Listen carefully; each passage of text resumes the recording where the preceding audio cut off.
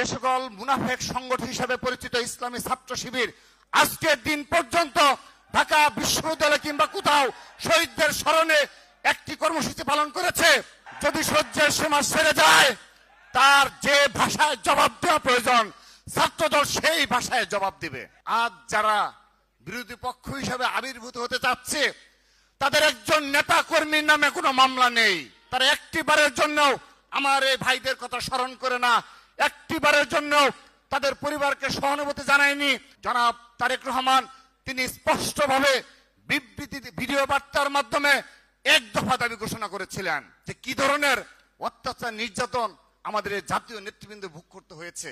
আজকে এগুলো অপ্রাসঙ্গিক হয়ে যায়, আমরা ভুলে যাই।